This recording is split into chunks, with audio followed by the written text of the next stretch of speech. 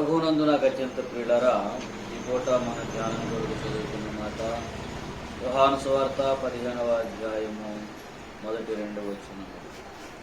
నేను నిజమైన ద్రాక్షవల్లిని, నా తండ్రి వ్యవసాయకుడు. నాలో ఫలింపని ప్రతి తీగెను ఆయన తీసి పారవేయను. ఫలించు ప్రతి తీగె మరి ఎక్కువగా ఫలింపవలనని దానిలో పనికిరాని తీగలను తీసివేయు. దేవుడి కలుగునుగాక. ప్రభునందు ప్రియులారా, ఈ వాక్యం మనకు చాలా సుపరిచితమైన వాక్యం. చాలాసార్లు విని ఉంటారు, కనీసం చదువుకుని ఉంటారు. బైబిల్తో కొద్దిగా గొప్ప చర్చిలోకి రావడం పోవడం అలవాటు ఉన్న వారికి ఇది క్లియర్గా తెలిసే ఉంటుంది. ఎక్కడో చోట ఎవరో ఒకరు దీని విషయంలో మాట్లాడే ఉంటారు. మనం కూడా మాట్లాడుకునే ఉన్నాం. దేవుని స్తోత్రం కలుగునుగా. అయినా సరే మరొక చిన్న సంగతి ఇక్కడ మనకు కనబడుతూ ఉంది. ఏంటంటే ఫలించడం అనే విషయం. నాలో ఫలింపని ప్రతి తీగను ఆయన ఏం చేస్తానంటున్నాడు? తీసి పారవేయను. నిజమైన ద్రాక్షవల్లిని నేను, వ్యవసాయకుడు ఎవరు? తండ్రి. ద్రాక్షవల్లిలో ఉన్న తీగలం మనమందరం. వ్యవసాయకుడు ఎవరు? తండ్రి అయిన దేవుడు. ఆయన చిత్త ప్రకారం జరుగుతుంది. అంటే క్రీస్తు అను ద్రాక్ష చెట్టులో ఎవడు ఉండాలో, ఎవడు తీసివేయబడాలో అది దేవుని యొక్క ఏర్పాటు మీద ఉంది. దేని మీద అంటే కేవలం దేవుడు తన ఏర్పాటును బట్టి చేసే లెక్క అది మన ప్రమేయం లేదు కదా అనొచ్చు. మన ప్రమేయమే అక్కడ మన వలనే జరుగుతుంది. దేవుడు క్రీస్తులో మనల్ని ఉంచడమో లేక తీసివేయడమో అనే కథ మన బట్టి జరుగుతుంది. అక్కడ ఏమన్నాడు? ఫలింపని ఏదంటండి? ఫలింపని తీగలు తీసివేస్తానన్నాడు. వ్యవసాయం చేసేవాళ్ళకి అందరికీ తెలుసు. కొన్ని పాదు మొక్కలు లాంటివి ఉంటాయి. కొన్నిసార్లు తీగలు అక్కడక్కడ ఎందుకు తెలియదు కానీ ఎండిపోతాయి. ఆటోమేటిక్గా కట్ చేస్తారు. కానీ ఆ తెగులు మొత్తం మొక్క అంతా పాకుతుంది. అంతే కదండి. అలాగే చెట్లు కూడా కొన్ని చోట్ల పురుగు పట్టేసి రకరకాలుగా ఉంటాయి. ఆ కొమ్మలు ఇరిసేస్తే ఆ తెగులు అక్కడతో పోతుంది. కాబట్టి ఆ కొమ్మను చెట్టు మొత్తం బేగం ఆ కొమ్మను ఇరిసి పడేస్తే ఆ తెగులు పోద్ది అనేసి ఆ కొమ్మ వరకు నరికిపడాలి. అలాగా దేవునిలో ఉన్నవాళ్లే వీళ్ళు, బయట వాళ్ళు కాదు. నరికివేయబడుతున్నారు, పెరిగివేయబడుతున్నారు అంటే వీళ్ళు ఎక్కడున్నారు? ఇంతకు ముందు దేవునిలోనే ఉన్నారు, దేవునితోనే ఉన్నారు. మరి దేవునితో ఉన్నవాళ్ళు, దేవునిలో ఉన్నవాళ్ళు ఎందుకు ఫలించడం లేదు? దేవునితో ఉన్నవాళ్ళు ఫలించాలి కదా. మరి చెట్టుకి ఒక కొమ్మలు ఉన్నాయండి. అన్ని కొమ్మలు ఒకే రకంగా ఉంటాయి కదా, ఒకే రకమైన పోషకాలు ఉంటాయి కదా. దానికి చెట్టు వేరు దేని నుంచి అయితే తీసుకుంటుందో, ఏమైతే తీసుకుంటుందో అవన్నీ చివరి ఆకు దాకా, చివరి కొన దాకా ఒక చెట్టులో పోషకాలు అందుతాయి. ఒకవేళ అందటం లేదు అంటే ఆ పార్ట్ ఏమైనట్టు? పాడైపోయినట్టు. అప్పుడు మనం ఏం చేయాల్సి వస్తుంది? ఆ పార్ట్ని కట్ చేయడమే, వేరే దారి లేదు. ఒకవేళ కట్ చేయకుండా దాన్ని అలాగే ఉంచుతూ ఉన్నాం అనుకోండి, అప్పుడేం జరిగింది? చెట్టు అంతా పాడైపోతుంది. అందుకే దేవుని సంఘములో, జీవము గల దేవుని సంఘములో ప్రతి ఒక్కడు కూడా క్రీస్తులో నుండి సారమును స్వీకరించాల్సి ఉంది. క్రీస్తు యొక్క సారమును మనము స్వీకరించాలి. ఒకవేళ అది కనుక నీలో జరగకపోతే నువ్వు కట్ చేయబడతావు. దీన్ని ఒక ఉపమానంగా చెప్పాడు యేసయ్య. ఒక చోట ఒక ద్రాక్ష తోట వాళ్ళు ఉన్నాడు. ఆ తోట మధ్యలో ఒక అంజూరము చెట్టు ఉంటుంది. తీరా చూస్తే ఆ చెట్టు దగ్గరికి వస్తాడు ఆయన.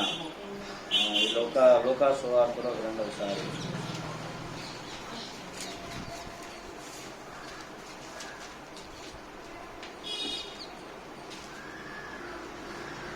లూకా సువార్త 13 నుంచి చదువు. 13వ అధ్యాయము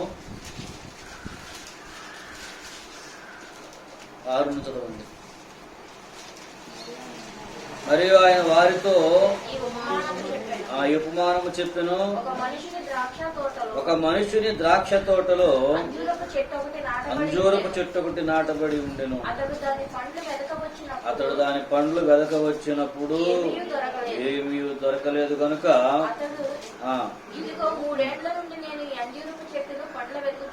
3 ఏండ్ల నుంచి అంజూరపు చెట్టును పండ్లను వెతుకుచున్నాను గాని నరికివేయము. దీని వలన ఈ భూమి ఎలా వ్యర్థమైపోవాలని ద్రాక్ష తోట వారితో చెప్పెను. అయితే వాడు, అయ్యా, నేను దాని చుట్టూ త్రవ్వి ఎరువు వేయమట్టుకు ఈ సంవత్సరము కూడా ఉండనివ్వు. అది ఫలించినా సరే లేని ఎడలా నరిగించి వేయమని అతనికి ఏమండి? ఇప్పుడు ఒక మాట అడుగుతాను, ఒక క్వశ్చన్ కొంతమంది అడుగుతా ఉంటారు. అది ఫలించదని దేవుడికి ముందు తెలవదా? తెలిసి ఎందుకు నాటాడు అక్కడ? ఏం చెప్పాను నేను? అది ఫలించదని తెలుసు కదా, మరి తెలిసినప్పుడు ఎందుకు నాటాడు? అది ముందే చేయకుండా ఉంటే గొడవ లేకపోను కదా. దేవుడికి అన్ని తెలుసు కదా. భూత భవిష్యత్ వర్తమాన కాలములన్నీ దేవునికి ఇప్పుడు జరుగుతున్నట్టే కళ్ళ ముందు కనబడతా ఉంటాయి. ఈ చెట్టు తోట అనేది సంఘానికి సూచన అయితే, చెట్టు పర్సనల్ గా ఒక వ్యక్తికి సూచన. జీవం గల దేవుని సంఘంలో కొందరిని రమ్మని దేవుడు అందరినీ పిలిచాడు. పిలిచినప్పుడు అందరూ వచ్చేసారు. అందరూ రానిచ్చాడు, అందరికీ అవకాశం కూడా ఇచ్చాడు. కానీ అందులో కొన్ని ఫలించట్లేదు.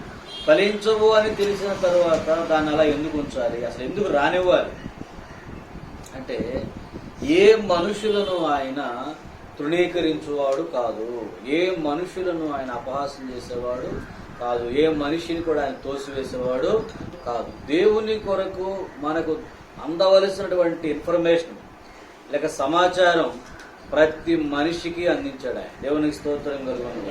తెలుసుకోవడానికి ప్రతి ఒక్కడికి అవకాశం ఇస్తున్నాడు ఆయన. నాకు ఈ అవకాశం లేదు కాబట్టి నేను దేవుడిని నమ్మలేదు, నాకు అవకాశం లేదు కాబట్టి దేవుడు అమ్మనించలేదు, నాకు అవకాశం లేదు కాబట్టి నా బతుకులా తగలబడింది అనుకోవడానికి వీలు లేదు.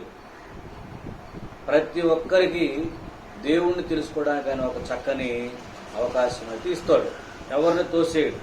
వాడు అక్కర్లేదు కాబట్టి నాకు తెలుసు ముందే ఏంటంటే వాడు పనికిమాలినోడు కాబట్టి ఆయనకి రానియడం కూడా వేస్టే అనేసి అనుకున్నాడు కూడా ఒకవేళ దేవుడు. అటు పనికిమాలినోడు ఎలా తెలుస్తుంది? నువ్వు తోసేసావు కాబట్టి దూరంగా పోయాడు. ఒకవేళ నువ్వు దగ్గరకు రానిస్తే వాడు బాగుపడేవాడేమో, మంచోడేమో, నాకు తెలియదు. కర్మ ఏదేనులో కూడా ఇది జరిగింది. సైతానుడు లూసిఫర్ మనకు తెలిసిందే కదా, తేజో నక్షత్రం. సైతాన్ అనే వ్యక్తి ఎవరైతే ఉన్నాడో వాడు చివరికి ఏమవుతాడో దేవునికి తెలుసు. తెలిసిన మన ఎందుకు గమనించాడు? ఎందుకు గమనించాడు అంటే, దేవుడు న్యాయవంతుడు. దేవుడు అన్యాయంగా ఎవరిని శిక్షించడు, అన్యాయంగా ఎవరిని బాధ పెట్టడు. దేవుడు అన్యాయస్తుడు కాదు. కాబట్టి వాడికి అవకాశం ఇచ్చాడు. వాడి హృదయం అంతా తెలుసు, వాడి ఆలోచనలన్నీ తెలిసినా సరే వాడు ఎటువంటి వాడో, వాని విషయంలో దేవుడు రేపు తీసుకుపోయే స్టెప్ ఎలాగుంటుందో మిగిలిన సమాజం అంతటి కూడా తెలియాలి. నేను చెప్పింది అర్థమైంది? వాడిని ఎందుకు తోసేసావు పరలోకంలోంచి కిందకు నువ్వు అని అంటే, వాడు ఏం చేశాడు మీరు అందరూ చూడలేదా? వాడు ఎలా నడిచాడు మీ అందరికీ తెలియలేదా? వాడికి ఇచ్చిన అవకాశం ఏంటి, వాడిని ఇచ్చిన ప్లేస్ ఏంటి, వాడు చేసిన పని ఏంటి?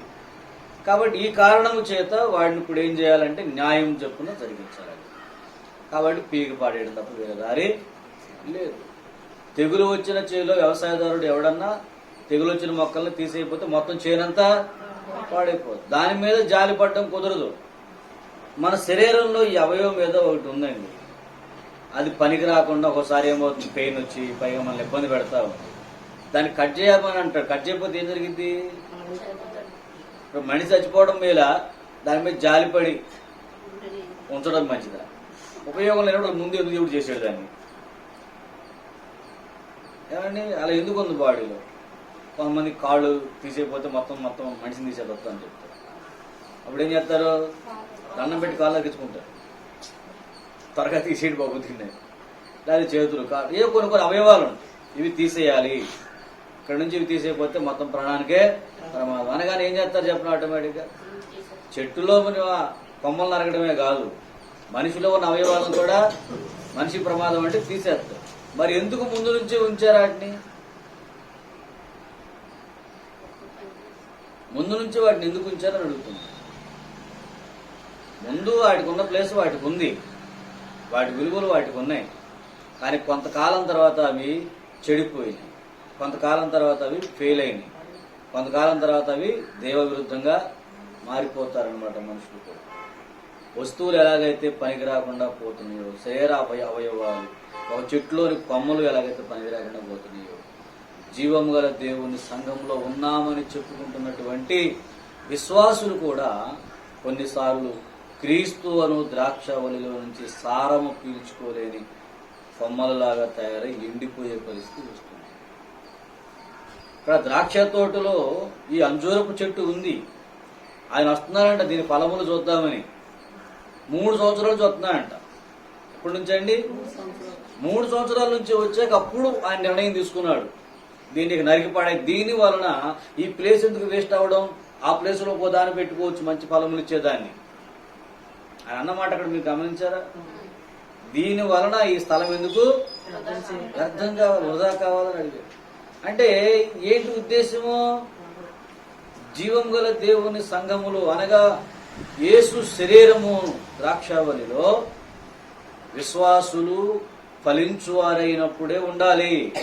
అక్కర్లేనప్పుడు వాళ్ళని తీసి పడేసి ఆ ప్లేస్ లో ఫలించే వాళ్ళని పెడతాడు. ఇది గుర్తుపెట్టుకోండి. దేవుడే వచ్చి అక్కడ పరిశీలన చేస్తున్నాడు మనల్ని. దేవుడే వచ్చి అక్కడ మనం పరీక్షిస్తున్నాడు. నువ్వు ఎన్ని సంవత్సరాల నుంచి ఇక్కడ ఉన్నావు, ఇన్ని సంవత్సరాలుగా నీ దగ్గరకు వస్తున్న వాక్యం ఏంటి, నీ వద్దకు వస్తున్న సత్యం ఏంటి, నువ్వు స్వీకరిస్తున్నది ఏంటి, నువ్వు అనుసరిస్తున్నది ఏంటి, నువ్వు అడుగులు వేస్తున్నది ఏంటి, ఎందుకు నీ దగ్గర ఫలము లేదు? అయినా సరే మధ్యవర్తి వచ్చి బతిమాలుతున్నాడు మళ్ళీ తోటమాలి. ఏమని? ఇంకొక సంవత్సరం దానికి అవకాశం, దాని చుట్టూ తవ్వి ఎరువు వేసి నీరు పెట్టి కొంచెం బాగు చేస్తాను, అప్పటికే అది ఫలించకపోతే అప్పుడు తీశాను. ఇశ్రాయేలు సమాజం పాపము చేసి దేవునికి విరుద్ధంగా అడుగులు వేసినప్పుడు మోషే అడ్డుపడ్డాడు. ఈ రోజున మనము పొరపాట్లు చేస్తున్నప్పుడు మన కాపరి అడ్డుపడుతుంటాడు చాలా సార్లు. ఆ సంగతి తెలియదు, విశ్వాసులు తెలియదు. ఎందుకంటే మేము వెళ్తున్నాం చేసుకొస్తున్నాం ఉంటుంది తప్ప ప్రతి ఒక్కరి విషయంలో కాపరి లెక్క చెబుతూ వాళ్ళని క్షమించమని అడుగుతూ వాళ్ళ కోసం అడ్డపడతా ఉంటుంటాడు దేవుని దగ్గర. వీళ్ళు ఇలా చేస్తున్నారు, వీళ్ళు నడుపుతున్నారు, కాపరి కొని తెలుపుతా ఉంటే దేవుడు కొని తెలుపుతా ఉంటే దేవుడు కొని చెబుతా ఉంటాడు. ఒకప్పుడు వీళ్ళు నేచర్ ఇలా ఉంది, ఇప్పుడు ఇలా మారిపోయింది. మరి అయితే శిక్షార్హమైన పరిస్థితిలో ఉన్నారు వాళ్ళు. ఏం చేయాలా? క్షమించమనే ప్రార్థనే చేస్తాం. కానీ క్షమించమనే ప్రార్థనలో కూడా ఎంతవరకు క్షమాపణ అంటే దానికి ఒక టైమింగ్ పెట్టాడు ఆయన, మరి కొంతకాలం అంతవరకే. ఇంకా తర్వాత అంటే ఆ ప్లేస్ను వేస్ట్ చేయడు ఆయన, వాళ్ళు పక్కన పెట్టేస్తుంటాడు. చాలా మంది వాళ్ళ క్రైస్తవ సంఘంలో ఉన్నారేమో కానీ ఏమంటే గమనించండి మీరు, ఒకసారి చెట్టు మీద ఎండిపోయిన తీగలు ఎక్కువ కనబడుతుంటాయి.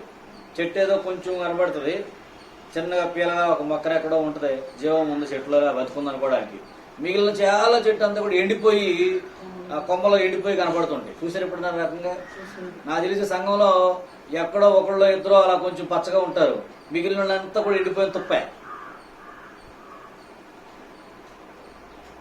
అక్కడ ఆత్మ సంబంధమైన ఫలం ఉండదు, ఆత్మ సంబంధమైన పంట ఉండదు, ఆత్మ సంబంధమైనటువంటి వ్యక్తిత్వం ఉండదు, ఆత్మ సంబంధమైన జీవనం ఉండదు, జీవితం ఉండదు, ఆత్మ సంబంధమైనటువంటి అన్వేషణ ఉండదు, దైవాత్మతో నింపబడినటువంటి అనుభవం ఉండదు. మరి ఏముంది వీళ్ళ జీవితాల్లో అంటే, మేము కూడా ఈ కొమ్మకు ఈ చెట్టుకు చెందిన వాళ్ళమే అని చెప్పుకోవడానికి ఎండిపోయిన నమూనా ఉంటుంది. ఈ ఎండిపోయిన కొమ్మలు దేనివి? ఆద్రాక్షవల్లివే. ఆద్రాక్షవల్లివే అయితే మరి ఎందుకు ఎండిపోయినాయి? ఎందుకంటే వాటికి సారము సరిపోలేదు కదా, అవి స్వీకరించలేదు. ఆయన అందరికీ కృపనిచ్చేవాడండి, ఒకరికి ఎక్కువ ఒకరికి తక్కువ ఇచ్చేవాడు కాదు కదా. కృప కొరకు వేడు వారి యందు ఆయన సంతోషించువాడు. దేవునికి స్తోత్రం కలుగునుగా. గర్విష్ఠులను ఎదిరించేవాడు, కృప కొరకు ఎదురు చూసేవారిని వారి యందు ఆనందించేవాడు. మనం చదువుకున్నాం కదా, ఏమంటే గర్విష్ఠుడు గర్వమణిచి గడ్డి మేపుతాడంట ఆయన. దేవునికి జరిగింది కదా. ఆయన దగ్గర సమృద్ధి ఉంది, దాన్ని స్వీకరించే హృదయం మనకుందా? వాక్యం అనే నీరు, వాక్యం అనే ఆహారం మన దగ్గరకు వస్తా ఉంది. ఎంతమంది దాన్ని పర్ఫెక్ట్ గా తీసుకుని వాళ్ళ వ్యక్తిత్వాలని దైవికంగా కట్టుకోవడానికి ప్రయత్నిస్తున్నారు చెప్పండి? నేను అడిగింది అర్థమవుతుందా? ఎంతమంది తమ హృదయాలను దేవుని వాక్యానుకూలంగా కట్టుకోవడానికి ప్రయత్నిస్తున్నారు? ఏ రోజు విన్న వాక్యానికి ఆ రోజున దాన్ని స్వీకరించి అమలు చేయడానికి ఎంతమంది పనిచేస్తున్నారంటే, వాళ్ళు సారము కలిగినటువంటి తీగలు, సారమును గ్రహిస్తున్న తీగలు. దేవుని వాక్యం ఈ పూట నీ వద్దకు వచ్చింది, ఎరువేశామండి, మొక్క పీల్చుకోవట్లా. అప్పుడు ఎక్కడ తప్పు? అది రైతు తప్ప, మొక్క తప్ప? మొక్క జబ్బులో ఉంది ఎక్కడో, ఇక పనిగా దానికి వేర్లు పనిచేయట్లేదు. కొన్ని రోజుల తర్వాత ఆటోమేటిక్ గా మొక్క చచ్చిపోతుంది. దేవుడు కూడా ఏ ఒక్క వ్యక్తిని ఉన్న పళంగా ఉన్నట్టుగా ఇది నాకు కుదరదు అని పీకివేయుడు, పెరికివేయుడు. వాళ్ళ కొరకు, వాడి పంట కొరకు ఆయన కనిపెట్టుకుంటాడు. ఎందుకంటే పరిశుద్ధాత్మ దేవుడు మంచి తోటమాలి, ఇక్కడున్న తోటమాలి పరిశుద్ధాత్మ దేవుడు. మన పక్షంగా తండ్రి దగ్గర విజ్ఞాపన చేయవాడు ఆయన, మన పక్షంగా దేవుని దగ్గర మాట్లాడేవాడు ఆయన, మన పక్షంగా దేవునితో పోరాడుతున్నవాడు ఆయన, మనకి దేవునికి ఈ దినాన మధ్యవర్తిగా ఉన్నవాడు పరిశుద్ధాత్మ దేవుడు. దేవుని వాక్యం మనకు తీసుకొస్తున్నవాడు పరిశుద్ధాత్మ దేవుడు. దేవునితో మనలో నుండి ప్రార్థిస్తున్నవాడు మన పక్షంగా పరిశుద్ధాత్మ దేవుడు. వ్యక్తంగా మనం ఎలాగో ప్రార్థన చేయవలన మనకు తెలియనప్పుడు ఆ ఆత్మ తానే మనలో నుండి ప్రార్థన చేస్తున్నాడు. దేవునికి స్తోత్రం చెప్పండి. అలాంటి శ్రేష్టమైనటువంటి పరిశుద్ధాలు, పరిశుద్ధాత్మ దేవుడు మన పక్షంగా తండ్రిని అడుగుతున్నాడు, ప్రభువా ఇంకొంచెం కాలు వేడు నుంచి వాళ్ళు నిన్నే దుఃఖ పెడుతున్నారు, తోసేస్తున్నారు కదయ్యా, మళ్ళీ ఇంకా ఉంచమని ఎందుకు ప్రార్థన చేస్తున్నావు? ఏమో ఒకసారి ఎక్కడో ఒక చోట వాడు మారతాడేమో, కొంచెం వెయిట్ చేయాలి. ఎందుకంటే వాడు అసలు మారే మనసే లేకపోతే మందిరంలోకి వచ్చి కూర్చోడు, ఇక్కడ దాకా రాడు. వచ్చాడు అంటే ఎంతో కొంత వాడికి మారాలనే ఆలోచన తెలుసు. ఏం తెలుసు అండి? మారాలనే ఆలోచన తెలుసు కానీ మారతాడా చూద్దాం. ఆడికి ఎందుకు మనం చేయాలి? ఎందుకంటే దేవుడు అన్యాయస్తుడు కాదు. రేపు నరకంలోకి పోయాక ఎక్కువ ప్రార్థన ఏం చేస్తారంట, నువ్వు న్యాయవంతుడువు, నువ్వు సత్యవంతుడువు, ఈ శిక్ష మాకు న్యాయమే. నరకంలోకి వెళ్ళే ఏ ఒక్కడు కూడా దేవుడిని చెప్పించలేడు మాకు ఈ శిక్ష అన్యాయము అని. చెప్పింది అర్థం కాదా? ఏమన్నాను నేను? ఎందుకు ఒక్కడు కూడా అన్నాడు? ఎందుకు తెలుసా? అప్పుడు శరీరాన్ని వదిలేస్తాం, ఆత్మ మాత్రం కనబడుతుంది. ఆత్మకు అన్ని విషయాలు అర్థమవుతాయి. వాడు ఏం చేశాడో, వాడి దగ్గర వాక్యం ఎలాగొచ్చిందో, సత్యం ఎలాగొచ్చిందో, దేవుని సువార్త ఎలాగొచ్చిందో అన్ని విషయాలకు అర్థమవుతాయి. వాడు దేనికోసము సువార్తను వ్యతిరేకించాడో, దేనికోసము సువార్తను తృణీకరించాడో, దేనికోసము దేవుని వాక్యమును పట్టించుకోకుండా పక్కన పెట్టాడో అవన్నీ వాడికి తేటగా అర్థమవుతాయి. ఆ రోజున కూడా నేను ఇంత బుద్ధిహీనంగా ప్రవర్తించానా, నేనెంత అసహ్యంగా ప్రవర్తించాను, వాక్యమును ఎలా పక్కన పెట్టాను, దేవుడిని ఎలా పక్కన పెట్టాను, దేని నిమిత్తం పక్కన పెట్టాను అంటే మట్టి నిమిత్తం, పనికిరాని వాటి కోసం, లేక ఎవరో మనుషుల కోసం, లేదా ఏదో వస్తువుల కోసం, లేక స్థలమో జనమో పొలమో అనుకుంటూ ఏదో పనికిరాని అవన్నీ ఇక్కడ వదిలేసిపోయే వాటి కోసం దేవుడిని వదిలేస్తావు. హృదయమును మనము దేవుని వైపుకు తీసుకుపోవడానికి మనల్ని మనము చంపుకోకుండా ఏమండి, మనకు సారము పీల్చుకోవటం లేదు మొక్క అంటే అది ఎక్కడ నుండి అయితే సారం పీల్చుకోకుండా ఎండిపోవడం మొదలెట్టిందో కరెక్ట్గా ఆ పాయింట్లో ఏదో దోషం ఉంటుంది కదా, ఆ పాయింట్లో ఉంటుంది. అక్కడ దాకా మొక్క అంతా బాగానే ఉంది, అక్కడ నుంచి ఎండిపోవడం మొదలు అంటే కరెక్ట్గా ఆ పాయింట్ దగ్గర ఏదో తేడా ఉంది. అది ఆ తీగలో ఏదో జబ్బు రావడం సమయం జరిగింది, అక్కడ కొన్ని అణువులు పనిచేయట్లా, కాబట్టి దీనికి సారం రాకుండా అవి అడ్డుపడుతుంది. నీ జీవితంలో కూడా అంతే. యేసులో నువ్వు సరిగా ఫలించలేకపోతున్నావంటే నీ శరీరమో, నీ హృదయమో, నీ కోరికలో ఏవో అక్కడ అడ్డుపడుతున్నాయి. దేవుని వాక్యమును నువ్వు లోనికి తీసుకోకుండా, దేవుని వాక్యముని లోపలికి రాకుండా నీ అహంకారం అడ్డం పడవచ్చు, నీ స్వనీతి అడ్డం పడవచ్చు, నీ సబుద్ధి అడ్డం పడవచ్చు, లేకపోతే నీ పాపములు అడ్డం పడవచ్చు, నీ కోరికలు అడ్డం పడవచ్చు. నీ యొక్క వ్యక్తిత్వంలో ఏదో ఒకటి దేవుని వాక్యముని లోనికి రాకుండా అడ్డుకుంటుంది.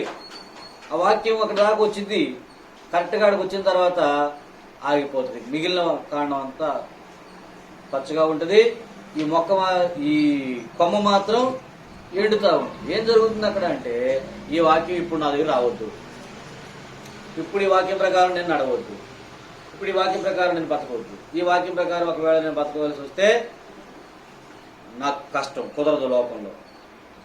ఇక్కడ నేను ఇప్పుడు లోకంలో కొన్ని ఏ ఉద్దేశాలు నాకు ఉన్నాయి, పనులు నాకు ఉన్నాయి, వ్యవహారాలు నాకు ఉన్నాయి, కాబట్టి అవన్నీ నేను చక్కబెట్టుకోవాలంటే ఇప్పుడు ఈ వాక్య ప్రకారం బతికితే నాకు అవ్వదు. జబ్బు మొదలైంది. ఏమైందండి? జబ్బు మొదలైంది. ఈ వాక్య ప్రకారం నడవాలంటే నాకు అవ్వదు, నేను చేయలేను. నాకు సాధ్యం కాదు. కాబట్టి మరి ఆ వాక్యం ప్రకారం వెళ్ళడం అంటే అది ఇప్పుడు అయ్యే పని కాదు. కాబట్టి నన్ను వదిలేదు. మందిరంలో కొత్త పోతా ఉంటా. ఇప్పుడైతే నేను దాన్ని చెయ్యి. వాక్యమునకు ఒక్కసాట నువ్వు అడ్డు వేసినా ఆ అడ్డు అలా ఉండిపోదు. మనము దేవుని వాక్యము దగ్గర ఒక్క చోట వాయిదా వేసాం. ఒక్క విషయంలో దీన్ని పక్కకు పెడదాం, మిగిలిన విషయాల్లో మనం అన్నింటిలో ఉందాం కదా అనుకున్నా, ఆ ఒక విషయమే పేరుకుపోయి మొత్తం నీ కొమ్మ మొత్తం ఎండిపోలేదు. ఏ ఒక్క విశ్వాసి ఒక్క రోజులో ఎండిపోడండి, ఒక్క రోజులో ఫెయిల్ అవడండి, ఒక్క రోజులో పతనం రాదండి, ఒక్క రోజులో ఉన్న పడంగా అలా ఎండిపోవడం ఏ మొక్కకి జరగదు. అలా జరిగిద్దా? కనీసం కొంత టైము పడుతుంది. అలాగే విశ్వాస జీవితం కూడా ఫెయిల్ అయ్యింది అని అంటే కారణము వాడు ఒక్క రోజులో జరిగిన కార్యం కాదది. వాడు ఎప్పటి నుంచో వాడి హృదయంలో దేవా విరుద్ధంగా ఆలోచనలు చేస్తూ ఉన్నాడు. దేవుని వాక్యం వస్తా ఉంది, దాన్ని అడ్డుకట్టేస్తారు. అక్కడ ఆపు, ఇక్కడ ఇందులోకి రావద్దు, నాకు తెలుసు ఇది, కానీ ఇప్పుడు ఇందులోనికి రావద్దు. మీరు వెళ్ళి అడగండి ఎవరినైనా సరే, ఈ వాక్యము చూపించి ఈ వాక్య ప్రకారం మరి బతకాలా అక్కర్లేదని అడగండి. నాకు తెలుసండి, ఆ పాస్టర్ గారు చెప్పారండి, కానీ ఇప్పుడు నేను అలా చేయడం అవ్వదు. మరి ఎందుకు అవ్వదు? ఈ రోజుకి ఉపదేశం నీ వద్దకు వచ్చిందంటే అది నీకు ఆహారం అనే కదా అర్థం.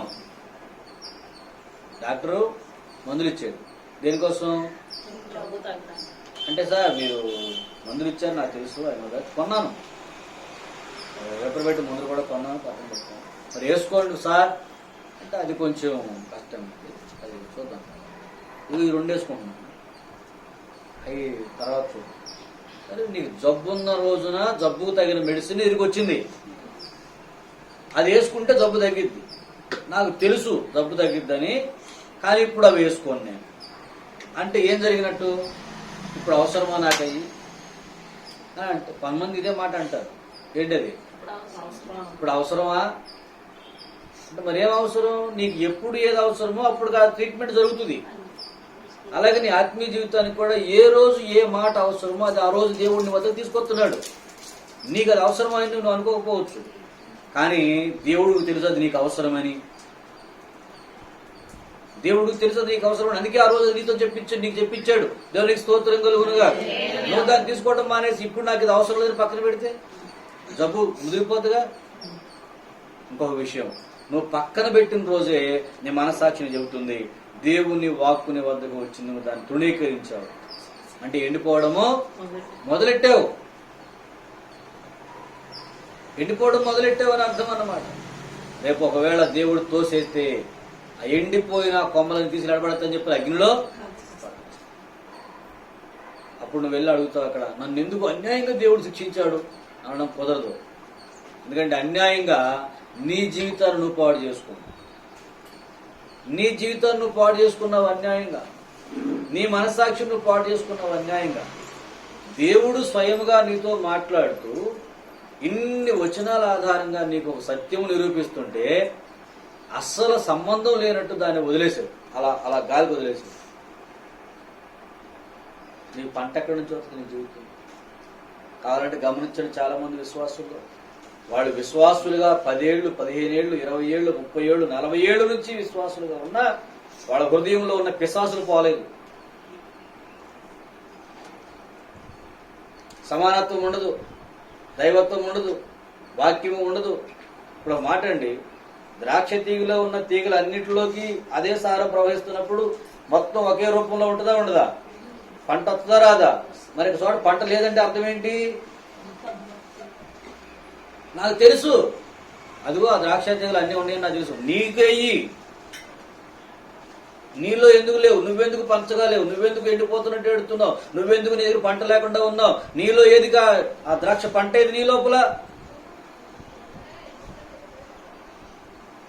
అంటే నాకు తెలుసు. గోగులు గుయ్యమనిలా కొడతాడండి రేపు పొద్దున. అందుకని ఆయన పెరికి పడేదాన్ని ఇంకా అంటే సార్ ముందుగా దేవుడికి తెల్లా ఎందుకు వండిచ్చాడు అంటే ముందుగా దేవుడు నిన్ను పట్టించుకున్నాడు, దేవుడు నిన్ను ఏర్పరచుకున్నాడు, దేవుడు నిన్ను పిలిచాడు. కానీ నువ్వు లోకములో పడ్డావు, పాపములో పడ్డావు. అంటే నేనే పాపం చేశాను, నాకు అలాంటి అలవాట్లు ఇంట వంట లేవు. ఇంట్లో లేకపోవచ్చు, వంటలో లేకపోవచ్చు, ఒంట్లో ఉంది. చెప్పింది అర్థం కాదా? అంటారా? ఏమంటారు? ఎంట లేవు, వంట లేవు అంట. వంట లేకపోతే అంటే ఒంట్లో లేవు, ఆ ఇంట్లో లేవు.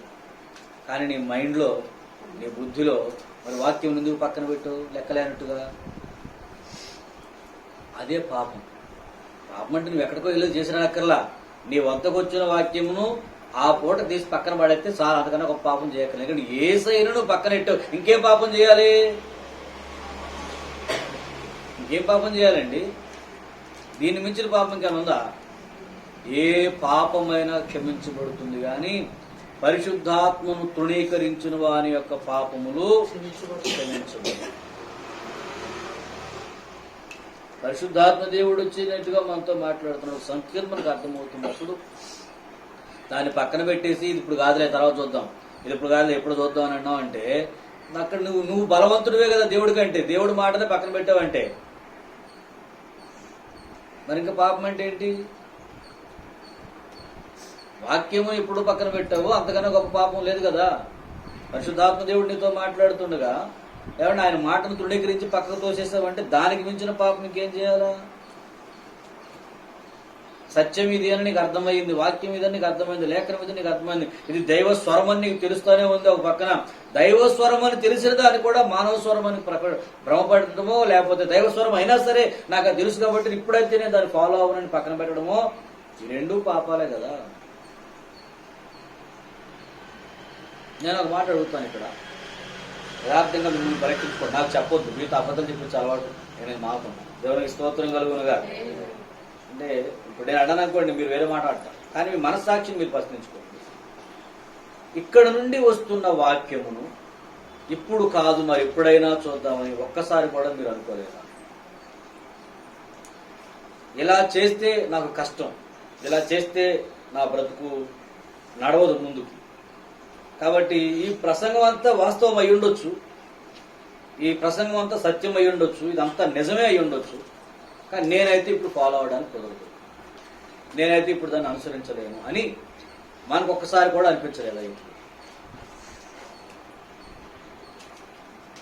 ఎవరి మనస్సాక్షి వాడు ప్రశ్నించు. చెప్తున్నారండి పాస్టర్ గారు లేదా పరిశుద్ధాత్మ దేవుడే వాక్యం ద్వారా మనకు అర్థమయ్యేలాగా మాట్లాడాడు. విషయమంతా నిజమే, వాస్తవమే, కానీ ఇప్పుడు ఉన్న పడంగా దాన్ని స్వీకరించాలంటే, అనుసరించాలంటే, ఆ ప్రకారం అడుగులు వేయాలంటే నాకు అవ్వదు. అలా మారాలంటే నేను మారను, అలా బ్రతకాలంటే నా వల్ల అని ఒక్కసారి కూడా మనకు అనిపించలేదు అని అడుగుతుంది.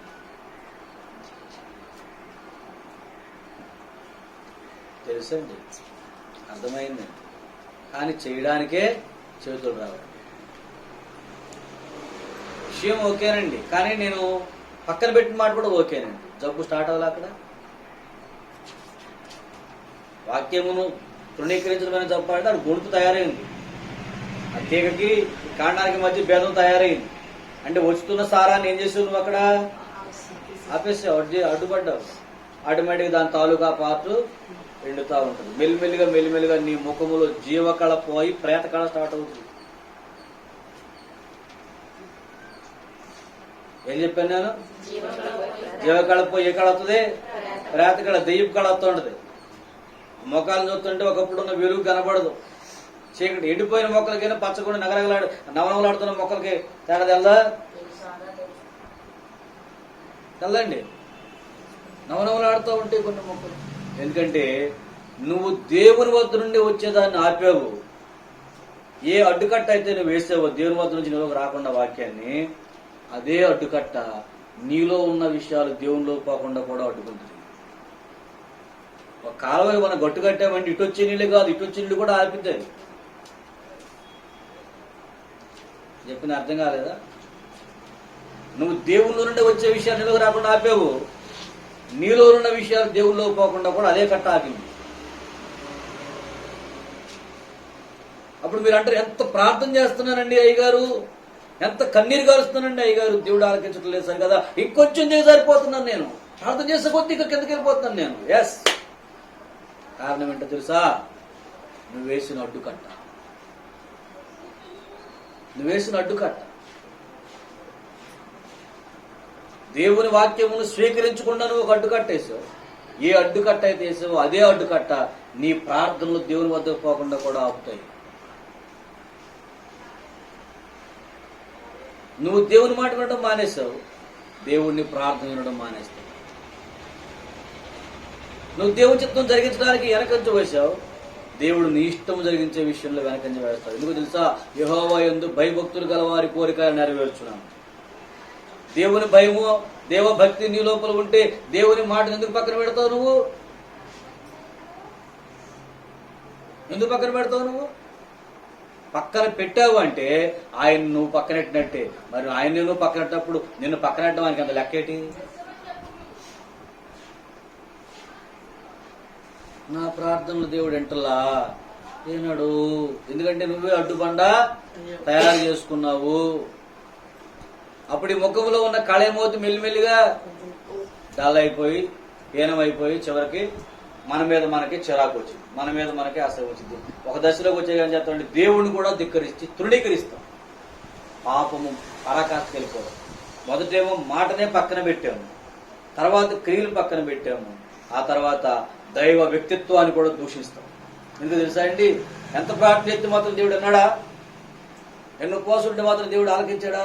ఎంత చేస్తే మాత్రం ఏం సుఖం ఉంది నాకు, దేవుడు ఏం చేశాడు నాకు అనే మాటకు వచ్చేసిన తర్వాత ఇక నువ్వు ఎండిపోయిన, సంపూర్ణంగా ఎండిపోయిన బొమ్మవే, నరికి అగ్గిల్లో పడబడే తప్ప నువ్వు దేనికి పనికిరావు. ఎందుకంటే నువ్వు దేవుడిని కూడా తృణీకరించడానికి వెనకంజ వేయలే. ఇంకా నేను అందరిలాంటి దాన్ని కాదా, అందరిలాంటి కాదా అంటావు. మనుషుల్లో అందరిలాంటి దానివే, అందరిలాంటి వాడివే, కానీ దేవుని దృష్టిలో ఆ లెక్కలు పనికిరావు. దేవుని వాక్కుని వద్దకు వచ్చిన రోజు వచ్చినట్టు, వచ్చిన వాక్యం వచ్చినట్టు నువ్వు స్వీకరించకపోతే నరికి పడేయడం తప్ప వేరే దారి లేదు. ఇది భయంకరమైనటువంటి పరిస్థితి. అందుకే చాలా కుటుంబాలలో దేవుడిని నమ్మిన వాళ్ళు ఉన్నారు తప్ప అక్కడ దైవత్వం ఉండదు, దైవ వ్యక్తిత్వం ఉండదు, దైవ స్వభావం ఉండదు, దైవికమైనటువంటి ఫీల్ వాతావరణం ఆ ఇంట్లో ఉండదు. చీకటి ఉంటుంది అక్కడ. ఎందుకు తెలుసు? వాడు బుర్రల నిండా వాక్యం ఉంటుంది, లోకం ఉంటుంది, పాపం ఉంటుంది, పనికిరాని విషయాలు ఉంటాయి. వాళ్ళు దేవుని చిత్తం జరిగించడానికి ఇష్టపడరు, దేవుని ఆలోచన పట్టించుకోరు అసలు. దేవుడు అంటే తర్వాత చూద్దాం, ఇప్పుడు నా ఇష్టం జరగాలి, నా కోరిక జరగాలి, నా ఆలోచన నెరవేరాలా, నేను అనుకున్నది జరగాలి. ఎందుకంటే నాకు ఆ బలము శక్తి ఉన్నాయి, ఇది నాది, నేను చెప్పినట్టు చేయాలంతే. అలాంటప్పుడు నీకు దేవుడితో పనేముంది? నీవు కార్యముల విషయంలో దేవునితో సంబంధం లేకుండా నువ్వు చేసుకుంటున్నప్పుడు, నువ్వు అడిగినప్పుడు మాత్రం దేవుడు తన కార్యంగా నీ కార్యం ఎలా చేస్తాడని అడుగుతున్నానండి. నీకు తెలియకుండానే నువ్వు ఎండిపోతున్నావు, నీకు తెలియకుండానే నీ ప్రార్థన జీవితం ఫెయిల్ అవుతుంది, నీకు తెలియకుండానే నీ విశ్వాసం ఫెయిల్ అవుతుంది, నీకు తెలియకుండా నీ పరిశుద్ధ జీవితం ఫెయిల్ అవుతుంది, నీకు తెలియకుండానే నీ నోట అబద్ధం ఆటోమేటిక్గా వచ్చేస్తా ఉంటుంది. ఎందుకంటే ఎండిపోతున్నాడంటే అక్కడ చీకటి దొరింది కదా, పాపం వచ్చింది కదా, అంటే అక్కడ సైతాన్ వచ్చినట్టు లోపల లేదా? కొంతమంది అక్కర్లేని అబద్ధాలు ఆడుతుంటారు.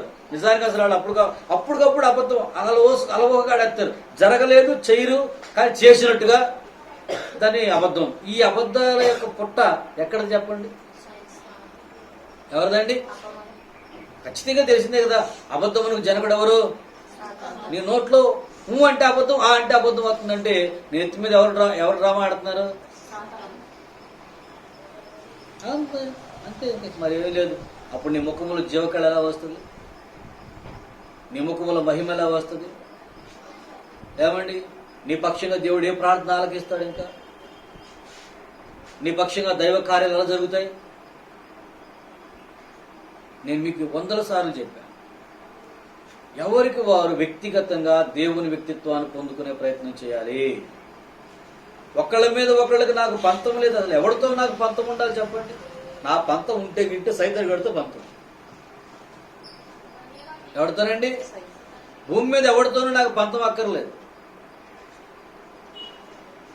చీకటి శక్తులతో పంతం, చీకటి శక్తులను ఆశ్రయించి నడిచే వాళ్ళతో పంతం. విషయం అర్థమైందా? ఏమంటున్నాను నేను? చీకటి శక్తులను ఆశ్రయించి దైవ విరుద్ధమైన అడుగులు వేస్తున్న వాళ్ళతో పంతం. పట్టించుకో. దేవుడు చెప్పినట్టు వారికి విముఖుడే ఉండమన్నాడు కదా. వాళ్ళ ఆలోచనలన్నీ స్వార్థంతో ఉన్నాయి, వాళ్ళ ఆలోచనలన్నీ చీకటితో ఉన్నాయి, వాళ్ళ ఆలోచనలు దేవవాక్య విరుద్ధంగా ఉన్నాయి. అలాంటప్పుడు ఆ మాటలకు మనం విలువలేస్తాం, విలువ ఇవ్వకూడదు. విలువ ఇచ్చామంటే మనం చెడిపోతాం. ఇప్పుడు వాళ్ళతో బట్టి మనం కూడా ఎండిపోవాలి మెల్లిగా. నేను ఎందుకు ఎండిపోతా? నువ్వు పోతే పో నరకానికి. నేను ఎండిపోయే ప్రసక్తే లేదు. అవసరమైతే నేను ఒక చెట్టు మొలత ఎవరవుతా, పెద్ద బాగుంది అయిపోతా. దేవునికి స్తోత్రం కలుగునుగాక. యేసు కొరకు ఫలములిస్తా తప్పించి నీకులాగా నేను ఎండిపోవాల్సిన కర్మ నాకు లేదు. యోహాను భక్తుడు మాట్లాడుతూ ఉంటాడు. ఈ లూకా సువార్తలో మత్తయి సువార్త కూడా ఉంటుంది అది. ఇదిగో గొడ్డలి చెట్టు వేరున ఉంచబడింది అంటాడు. చూడండి ఒకసారి. బాప్టిజం ఇచ్చి యోహాను 3వ అధ్యాయము 9. లూకా సువార్త 3:9.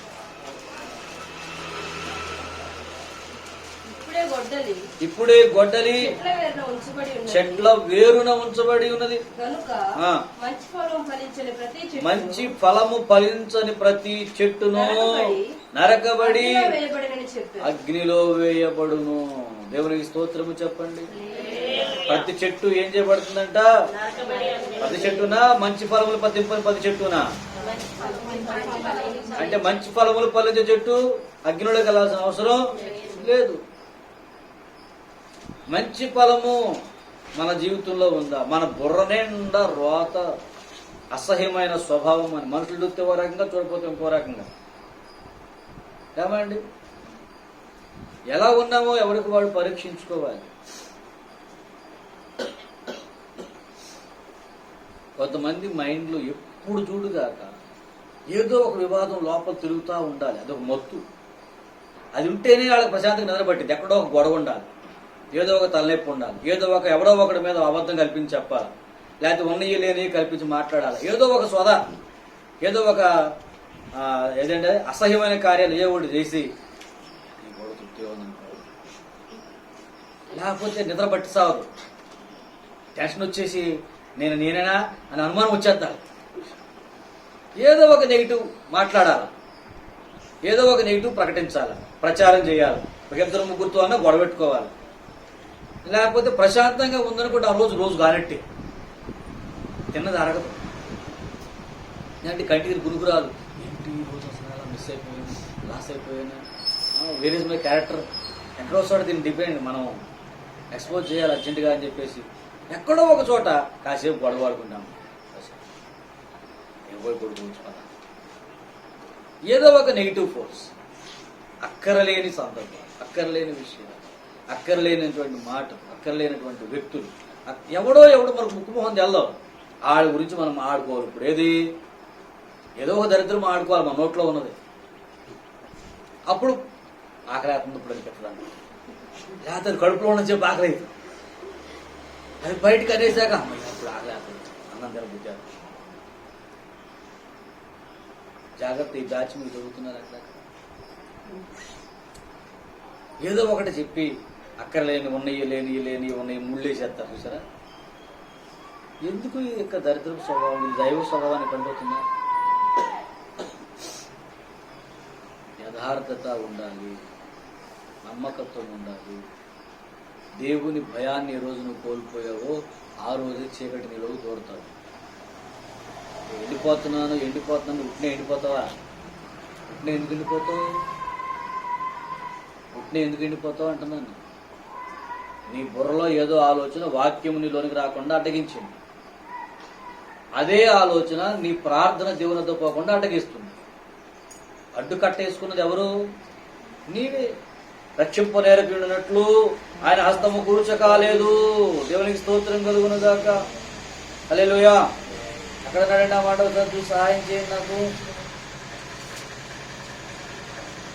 59వ అధ్యాయం యెషయా ప్రవచన గ్రంథం 59 మొదటి 2 వచనాలు చదవండి.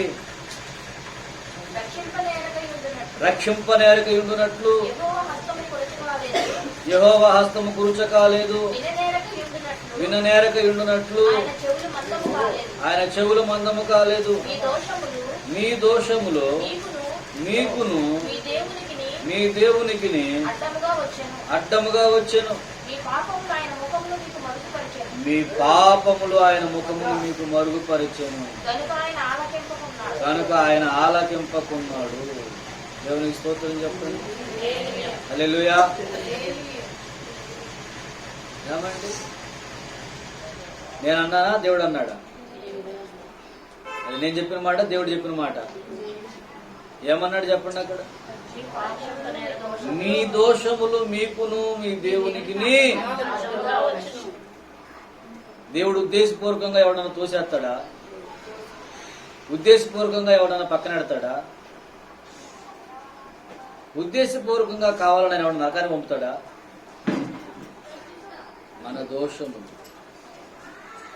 మన దోషములు దేవుని మాట వినకుండా మనం చేసిన పాపము, దేవునికి విరుద్ధముగా మనం చేసిన ఆలోచనలు, దేవుని దగ్గర మనము వేసిన రాంగ్ స్టెప్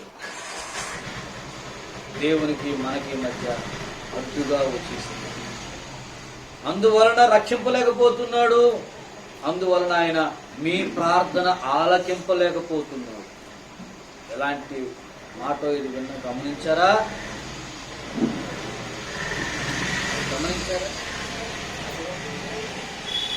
ఏం జరుగుతుందండి? మీ దోషములు ఏంటవి? మీ దోషములు, మీ పాపములు. ఒకసారి గమనించండి. కాలువలో కట్ట కట్టిన తర్వాత అడ్డు కట్టేసాక అటు నీరు ఇటు రాదు, ఇటు నీరు కట్ట తీసేస్తేనే ఫ్లో అటు ఇటు అయినా జరిగింది. దేవుని వాక్యమును నువ్వు ఎక్కడైతే అడ్డగించావో ఆ రోజు నుండి చీకటి నీలో ప్రవేశించింది. దేవుని వాక్యం ఏ రోజైతే నువ్వు నాకు ఇది కాదులే అనుకుని పక్కన పెట్టావో ఆ రోజు నీకు ఏమండి దెయ్యం పట్టింది. ఇక అక్కడి నుంచి నీ లోపలికి జీవము రాదు. జీవసారమైన యేసులోనికి రాడు. వాక్యమునిలోనికి రాదు, సత్యమునిలోనికి రాదు. నువ్వు మొత్తాన్ని ఆపేసావు అక్కడ. అదే సమయంలో నీ ప్రార్థన కూడా దేవుని వద్దకు పోదు.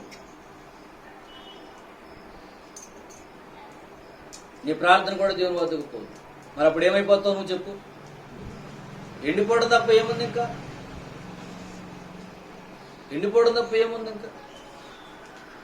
కాబట్టి ప్రియులారా, మారు మనసు పొందాల్సిన విషయం ఇక్కడ దేవుని వాక్యము ఏ రోజు నీ వద్దకు వస్తుందో, ఏ మాట నీ వద్దకు వస్తుందో అది దేవుడు నిర్ణయించుకున్న మాట. దేవునికి స్తోత్రం కలుగునుగా. నీకు ఈ రోజు నీ సంగతి చెప్పాలని దేవుడు నిర్ణయించుకున్న మాట అది. సో ఈ రోజు నీకు ఆ వాక్యం అవసరమని దేవుడికి తెలిసిన మాట అది. కాబట్టి ఆయన ఆ రోజుకి ఆ కోట నీ దగ్గర తీసుకొచ్చాడు, ఆ ఫుడ్ నీ వద్దకు తీసుకొచ్చాడు. నువ్వు దాన్ని తినకపోగా దాన్ని పక్కన పడేసి ఒక అడ్డు కట్టేసుకున్నావు నీ హృదయంలో. ఎందుకంటే ఇలా నేను మారడం ఇప్పుడు కుదరదు అని. అప్పుడు నువ్వు ఎవరికి బలం ఇచ్చినట్టు? నీ చేతులలో నువ్వు సాతానికి బలం ఇచ్చి, ఇటు దేవుడు నా మనవులు ఆలకించడం లేదు, నేను ఇలాగైపోతున్నాను అలాగైపోతున్నాను అంటే అర్థం ఏంటి? న్యాయం ఉండద్దు నీ ఆలోచనలో? న్యాయం ఉండాలా వద్దా? న్యాయంగా ఆలోచించడం నేర్చుకోవాలి. దేవుడిని ఎందుకు ప్రార్థన ఆలకించలేదు? మీ పాపములు, మీ దోషములు మీకును మీ దేవునికి అడ్డుగా ఉన్నాయి. అందువలన ఆయన మీ ప్రార్థనలు ఆలకింపుకున్నాడు. దేవునికి స్తోత్రం చెప్పండి. హల్లెలూయా. కాబట్టి పిల్లరా, వాక్యము ఈ పూట నీ వద్దకు వచ్చినప్పుడు ఎందుకు దాన్ని అడ్డగిస్తున్నావు చెప్పు? మార్చుకోకుండా ఏం చేద్దామని? నేర్చుకోకుండా ఏం చేద్దామని? ఇంకెంతకాలం అలాగే బతుకుతామని? దేవుడు అంటున్నాడు, ఆ ప్లేస్ వేస్ట్ అవడం నాకు ఇష్టం లేదు, ఆ చెట్టు నరికి అవతల పడేయండి అన్నాడు. నరికి పడేయండి దాని చెట్టుని. అక్కడ ఒక మంచి మొక్క నాటండి, ఫలించే మొక్క నాటండి. ఒకవేళ ఆ చెట్టు నువ్వేనా?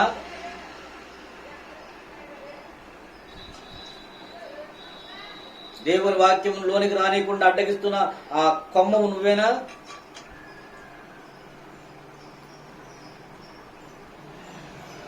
వాక్యమును వెంబడించవలసిన సారంలో వాక్యమును పట్టించుకోకుండా నీ స్వబుద్ధిని, నీ పైత్యాన్ని ప్రదర్శిస్తున్నది నువ్వేనా?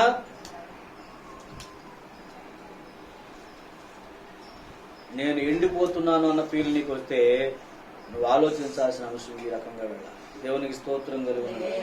దేవుడు చేతగాని వాడు కాదు, రక్షింపనేరకు ఉన్నట్లు ఆయన హస్తము కూర్చ కాలేదు. నీ ప్రార్థన ఆలకింపకుండా ఉండడానికి ఆయన చెవులు మందం కాలేదు, కానీ ఆయన స్వరం వినకుండా నీ చెవులు మందమైనవి.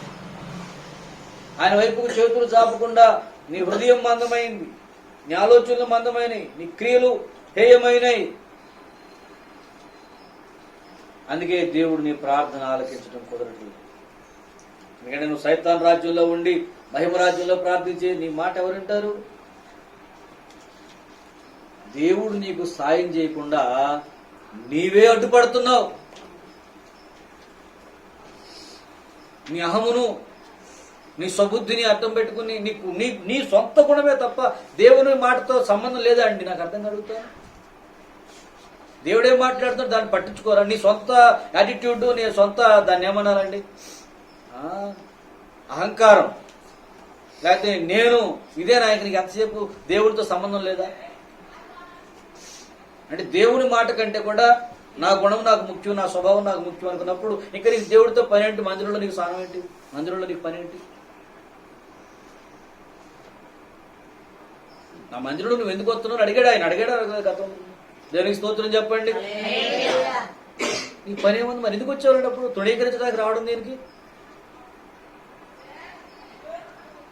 ప్రతి దినం మనం దేవునితో ఉంటున్నాం, వాక్యం వింటున్నాం, మనం దేవుల్లో ఉన్నాము అనుకుంటున్నాం. ఆ తీగలు కూడా ఆ ద్రాక్షవల్లికి ఉన్నాయి అనుకున్నాయి, కానీ ఎండిపోయి. నిజానికి దానికి రిలేషన్ ఉందా? తీగకి ఈ ద్రాక్షవల్లికి రిలేషన్ ఉందా లేదా? ద్రాక్ష తీగకి, ఒరిజినల్ ద్రాక్ష చెట్టుకి రిలేషన్ ఉందా లేదా? ఉంది. కానీ ఆ తర్వాత ఆతుల మొక్క ఏమైపోయింది?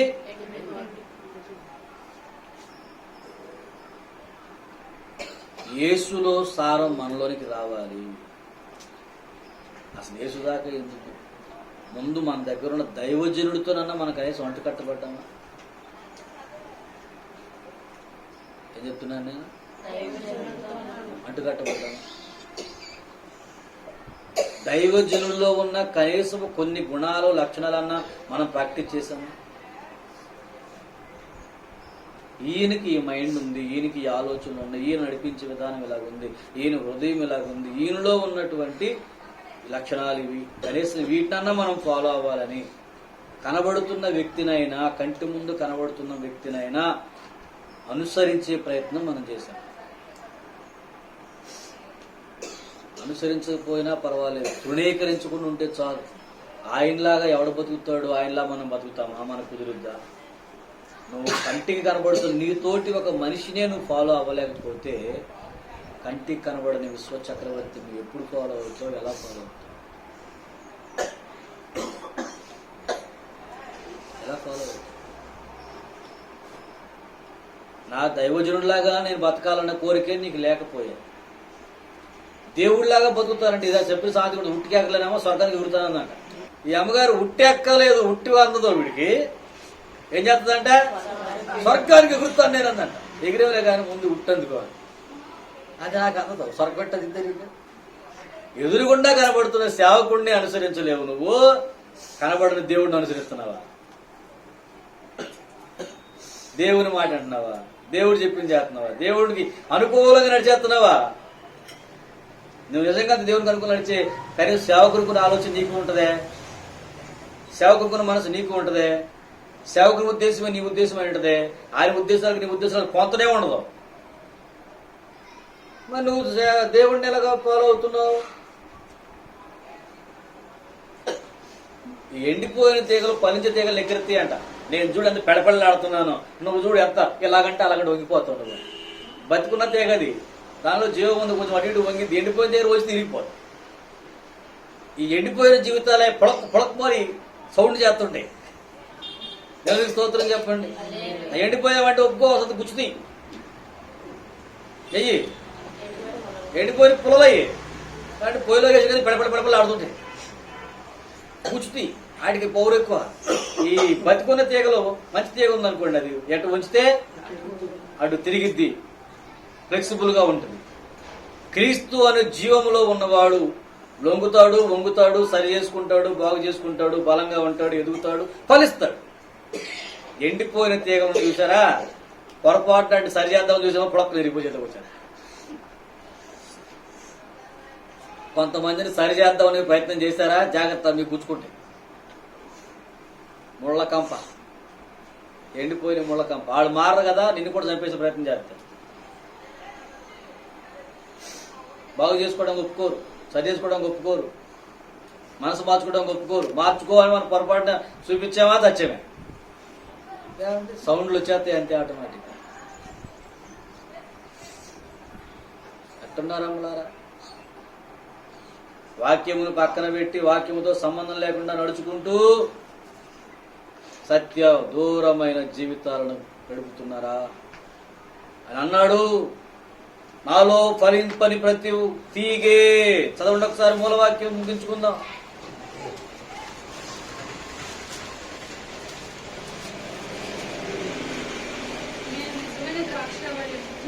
నా తండ్రి వ్యవసాయకుడు. నాలో ఫలింపని ప్రతి తీగను ఆయన తీసి పారవేయును. ఫలించు ప్రతి తీగ మరి ఎక్కువగా ఫలింపవలనని దానిలోనికి పనికిరాని తీగలను తీసివేయను. ఇది రెండవ ఘట్టం. మొదటిది ఫలింపని తీగలు ఆయన తీసేస్తున్నాడు. రెండవది ఫలించే తీగలు కొన్ని ఉంటాయి. ఆ ఫలించే తీగల్లో మరికొన్ని ఫలింపని తీగలు కొన్ని ఉన్నాయి, వాటిని తీసేస్తాడు. అంటే కొంతమంది ఎదుగుతున్న విశ్వాసులు ఉంటారు.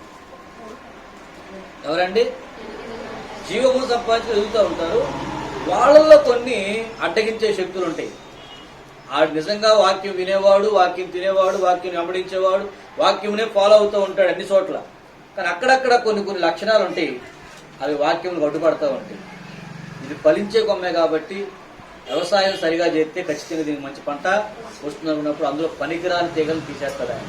అంటే నీలో దేవ విరుద్ధమైన లక్షణాలను దేవుడు తీసేయడానికి నువ్వు అంగీకరించాలి.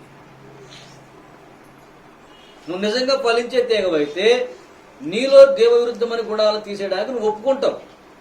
తీసేయమని నువ్వే అడుగుతావు. అబ్బాయి ఇది నాకు కావాల్సింది, ఇది ఇలా ఉంటే తప్ప నాకు కుదరదు, లేకపోతే లోకంలో బతకలేము అన్నవా, చచ్చేవాయి. నువ్వు పరలోకంలో చచ్చినట్టే. లోకంలో బతుకుతావు. లోకంలో బతకాలనుకున్నవాడు పరలోకంలో ఉండలేడండి. పరలోకంలోనే బతకాలనుకున్నవాడు లోకంలో ఉండలేడండి. ఒకటే చూసి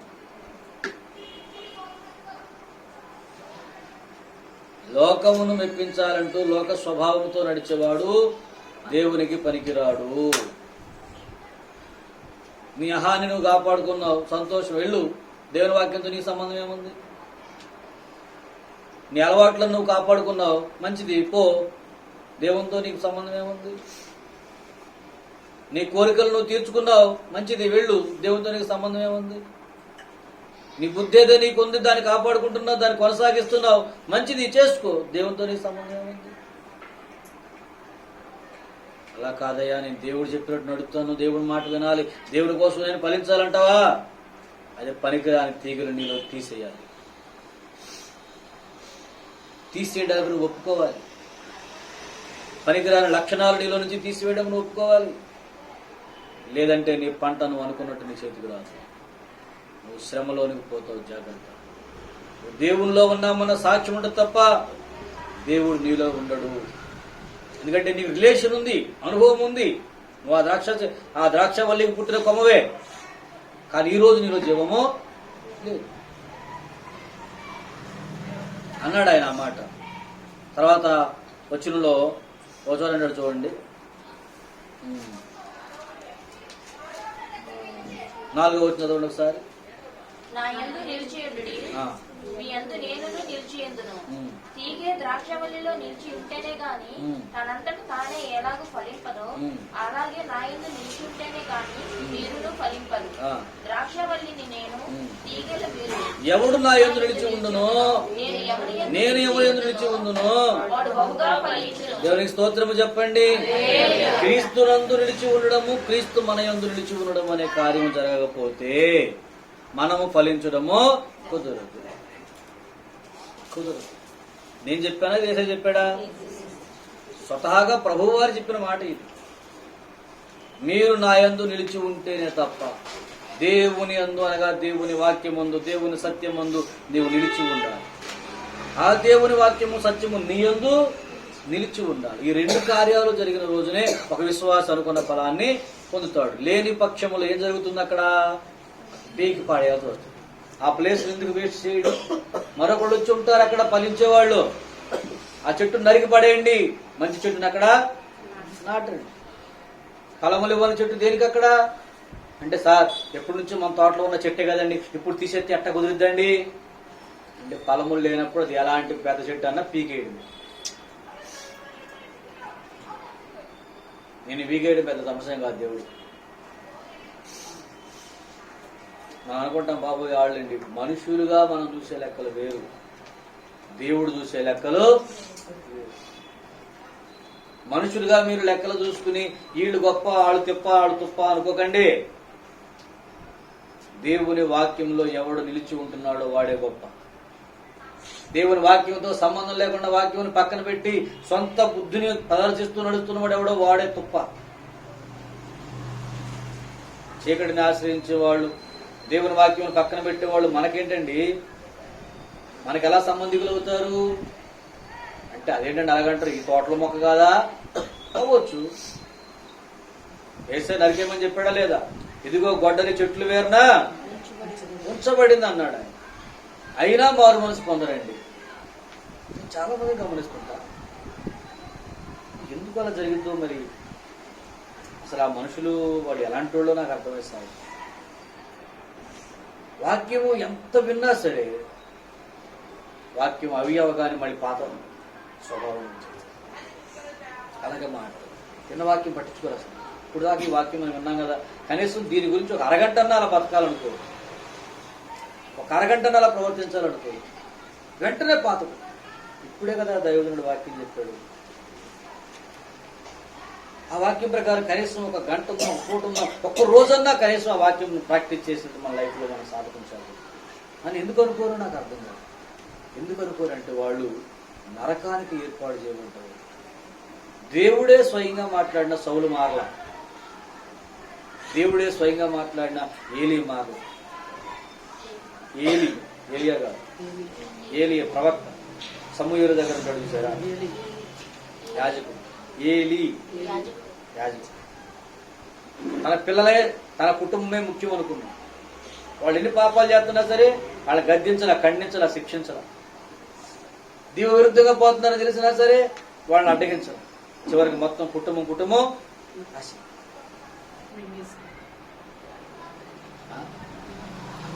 మింగింది ఎవరిని? ఆళ్ళను మింగింది భూమి, ఏలిని కాదు.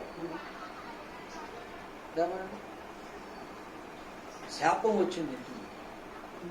అంటే దేవుడు మాట్లాడుతూ ఉన్నా సరే, దేవుని పక్షంగా ఉన్నాం అనుకుంటున్నా సరే, ఎలా తృణీకరిస్తారు? ఆ శక్తి ఎలా వస్తుంది వీళ్ళు గారంటే ఖచ్చితంగా దెయ్యం శక్తే. లేకపోతే వాక్యం ఎవడు పక్కన పెట్టలేడు అంత తేలిక. ప్రభువు మాట్లాడితే పక్కన పెట్టండి, అంత దమ్ము ఉండాలి అసలు.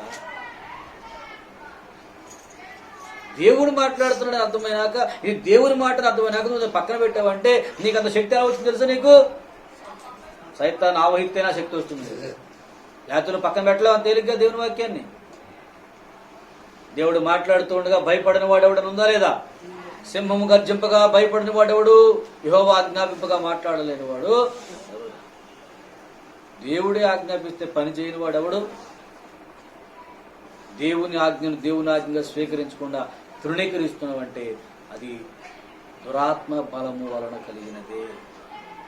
అందుకే ఆ తీగ ఎండిపోతుంది, అందుకే అందులో జీవం లేకుండా పోతుంది, అందుకే దాని ముఖంలో జీవకళ రాదు, ప్రేత కళ వస్తూ ఉంటుంది, దెయ్యపు కళ వస్తూ ఉంటుంది.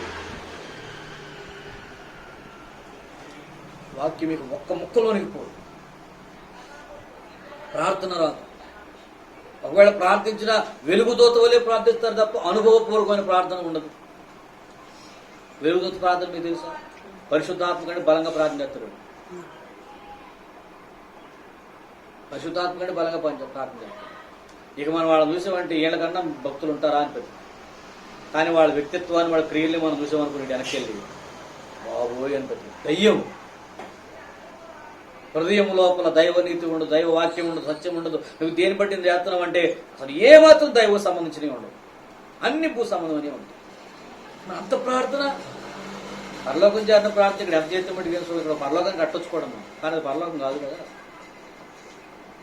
ప్రభువుకు చేరిన ప్రార్థన ఎంత గొప్ప ప్రార్థన అయితే ఏమి, దేవుడి దగ్గర ఇచ్చిన నైవేద్యం ఎంత గొప్ప నైవేద్యం అయితే ఏమి. హృదయంలో మార్పు లేనప్పుడు నువ్వేం చెప్తే సుఖం ఉంది? అర్థం కావట్లేదా? కాబట్టి ఎవరి మనస్సాక్షిని వాడు పరీక్షించుకోండి. వచ్చిన వాక్యమును వచ్చినట్టు నేను రిసీవ్ చేసుకోగలుగుతున్నానా లేక తృణీకరిస్తున్నానా? ఒకవేళ దేవుని మాట తెలిసాక తృణీకరించాలంటే నా శక్తి సరిపోతుందా? అప్పుడు దానికి వేరొక శక్తి ఏదో నాలో పనిచేస్తుంది. ఆ శక్తి ఇచ్చేటవుతుంది. లేకపోతే నువ్వు వాక్యాన్ని తృణీకరించలేవు. నీకంత బలము లేదు, నీకంత శక్తి లేదు. దేవుని వాక్యం తృణీకరించే శక్తి నీకు లేదు. ఏ మనుషుడు కూడా దేవుని మాటను కాదు అని అనలేడు. కానీ వాడు అన్నాడు అంటే ఖచ్చితంగా కూడా ఎవరు పనిచేస్తారండి? ఇక్కడ పని చేస్తేనే వాక్యాన్ని పక్కన పెట్టగలవు తప్ప మరో విధంగా వాక్యం పక్కన పెట్టలేవు. ఎందుకంటే వాక్యం వస్తూ ఉండగా నీ నరాల్లో భయం మొదలవుతుంది. నీ నరాల్లో భయం మొదలవుతుంది. ఎందుకంటే వాక్యం వింటూ ఉండగానే ప్రవక్తలు కాళ్ళు వణికినాయి, దైవజనుల కాళ్ళు వణుకుతున్నాయి, దేవుని ఎడల భయభక్తులు గల వారి యొక్క ప్రణాత్మలు వణుకుతున్నాయి.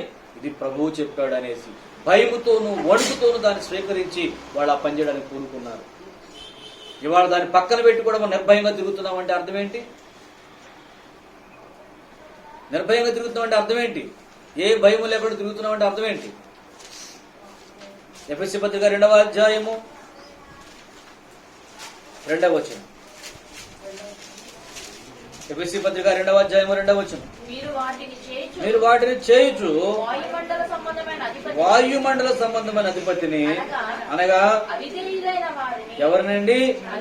అవిధేయులైన వారిని ఇప్పుడు ప్రేరేపించు శక్తికి అధిపతిని అనుసరించి ఈ ప్రపంచ ధర్మము చొప్పున మునుపు నడుచుకుంటే వారితో కలిసి మనమందరమును శరీరము యొక్కయో మనసు యొక్కయో కోరికలు నెరవేర్చుకొనుచు మన శరీరాశను అనుసరించి మునుపు ప్రవర్తించుచు కడమవారి వలనే స్వభావ సిద్ధముగా దైవోగ్రతకు పాత్రులమైతిమి. దైవోగ్రత.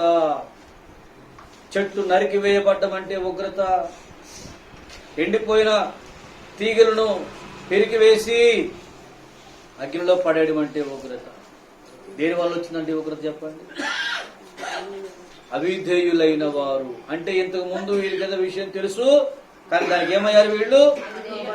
పక్కన పెట్టారు, పట్టించుకోలేదు అన్నమాట. వాడిని అలాగ తయారు చేసింది ఎవరు చెప్పండి? అక్కడ ఏం చెప్తున్నాడు? వాడు అవిధేయుడు కారణం ఏంటి? వాడు ఎవరు ప్రేరేపించారండి? వాయుమండల సంబంధమైన అధిపతి అంటే ఎవరు? సైతానే కదా. సైతాన్ గాడు ప్రేరేపిస్తే తప్ప వీళ్ళు అవిధేయులు కాలేరు. సైతాన్ గాడు ఎత్తి కూర్చోడు తప్ప వాక్యం పక్కన పెట్టలేరు. సంవత్సరాల తరబడి వాక్యం దగ్గరికి వస్తున్న ఒక్క ముక్క నీ బతుకులో కనబడలేదని అంటే ఎవరు నడిపిస్తున్నారు అనుకోవాలా? ఎవరు నడిపిస్తున్నారు అనుకోవాలా? శరీరం యొక్కయో మనసు యొక్కయో కోరికలను తీర్చుకుంటూ వాటిని గొప్పగా చెప్పుకుంటూ చూసుకుంటూ ఏమండి మేమెంత గొప్ప అనుకుంటూ తుప్పలాగా తిరిగాము. సత్యములో ఉన్నాము, సత్యవాక్యంలో ఉన్నాము, యథార్థమైన వాక్యంలో ఉన్నాము చెప్పుకుంటే సరిపోయిందా? ఏమండి పరవానం వండుకుందామని చెప్పేసి ఊరంతా దాటిపేసి ఇంటికి వచ్చి కుక్క తిన్నట్టు ఉంది. మనకి లేదు పరవానం. మనకి పరవానం వండి పక్కనేంటి ఊరంతా తిరిగిందంట. మేము వాళ్ళు పరవానం ఉండాలి చూసా. నెయ్యి వేసుకుని వేసుకుని పప్పు వేసుకుని శుభ్రంగా ఎంత వండుకున్నాం. ఏమంది తింటాం ఊరందరికీ చెప్పి వాట్సాప్ లో స్టాటస్లు పెట్టి ఏమంటే తీరా తిందాక వచ్చరికి ఒక మూత తిట్టినాం. కుక్కనే మాకెంత వాక్యం ఉంది అంత వాక్యం ఉంది అని చెప్పుకోవడం తప్ప నువ్వు తిని తెచ్చింది ఏది? అదిలోపు అక్కడ మలినమైపోతుంది. మన్నా కుడిపోయినట్టు వాక్యం వంటి పెట్టల కింద పడి కుడిపోయింది. నీ అనుభవానికి రాలేదు. గొప్ప చెప్పుకుంటున్నాం, మేము ఇక్కడ ఉన్నాం, మేము పలానా చోట ఉన్నాం, ఇంత విన్నాం అంత విన్నాం. ఓహో మా సంఘంలో ఎంత వాక్యం ఉంటుంది.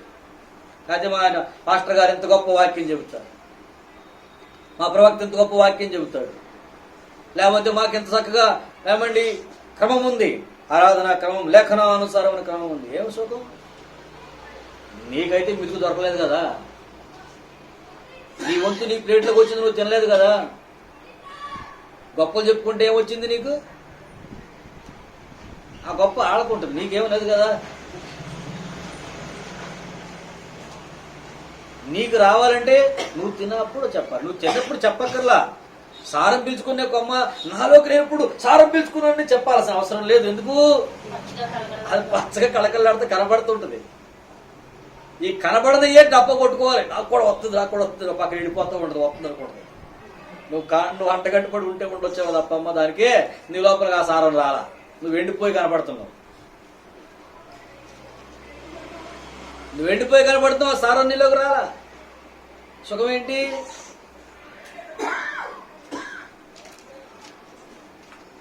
అర్థం కావట్లేదు నా భాష. ఆత్మీయ జీవితాలు ఫెయిల్ అయిపోతున్నాయి. మారు మనసు పొందండి. ఎప్పటికైనా మీ అభివృద్ధిని మీరు పాడు చేసుకోవద్దు. దేవుని వాక్యమును అడ్డగించావు అంటే ఖచ్చితంగా అది ఏమై ఉందని చెప్పాను. నేను చెప్పానా? అక్కడ బైబిల్లో ఉందా? ఎవరంటాడు పేరెంట్ చెప్పండి, మళ్ళీ చదవండి. అక్కడ అనగా సాతాను. నువ్వు ఒక వాక్యమును పక్కన పెట్టి నాకు తెలిసిలే అని తృణకారంగా చేసావనంటే ఖచ్చితంగా నిన్ను ఎవరు ప్రేరేపించారంట? ఆడు ప్రేరేపించి ఆడు సాయం చేస్తేనే తప్ప ఎవడు దేవుడికి ఎదురు తిరగలేడు. వాడు సాయం చేస్తేనే తప్ప ఎవడు దేవుని మాట పక్కన ఎట్టలేడు. వాడు పక్కనుంటేనే నీ బతుకు ఎండిపోయింది. ఎందుకంటే వాడేమో మరణము, ఏసేమో జీవము. ఎండిపోయిందంటే సావా రేవా? మా మరణమా? సావా జీవమా? మరణమేగా. నువ్వు ఎండిపోతున్నావంటే అక్కడ ఏం పని చేస్తున్నావు అర్థం. మరి అప్పుడు మరణకరమైన శక్తి పనిచేస్తుంది, మరణంలో తీసుకుపోయే శక్తి పనిచేస్తుంది. ముఖంలో వెలిగి అక్కడ నుంచి వస్తున్నామంటే మనం ట్యూబ్లెట్ పెట్టి తిరగాల.